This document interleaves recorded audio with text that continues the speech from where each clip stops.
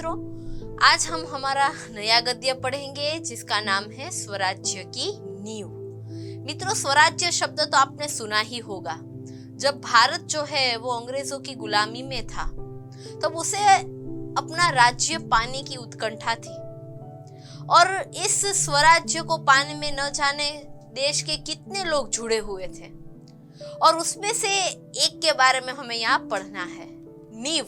नींव का मतलब तो मित्रों आपको पता ही होगा, नींव डालनी यानी कि शुरुआत करनी, पायोनियर जिसे हम कहते हैं। तो सबसे पहले देख लेते हैं कि इनके लेखक कौन है और उसके बाद हम गद्य का परिचय लेते हैं। तो मित्रों, प्रस्तुत जो स्वराज्य की नींव हमारा गद्य है उसके लेखक है प्रभाकर जी, जिनका जन्म मुजफ्फरपुर के मीरनपुर गांव में हुआ था।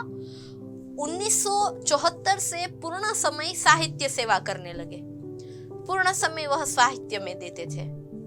उनकी प्रमुख रचनाओं के बारे में बात करें तो नया प्रभात, संघर्ष के बाद, ये आदि उनके प्रमुख रचना है। और अगर बात करें हमारे प्रस्तुत गद्य की, एकांकी की, तो स्वतंत्रता, प्रथम स्वतंत्रता संग्राम 1857, बहुत पढ़ा होगा आपने इसके बारे में, आप सोशल साइंस वगैरह में पढ़ते होंगे।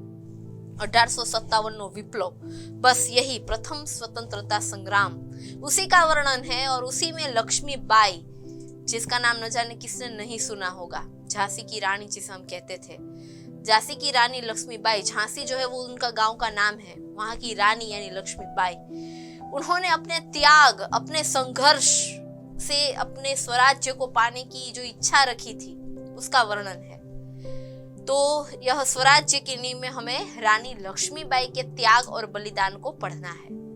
और स्वराज्य की नींव रखने में स्त्रियों की भी महत्वपूर्ण भूमिका रही है, ये बात रानी लक्ष्मीबाई साबित करती है। तो देखते हैं कि हमारा प्रस्तुत एकांकी है उसमें उनके कौन से संघर्ष के बारे में बात किया गया है।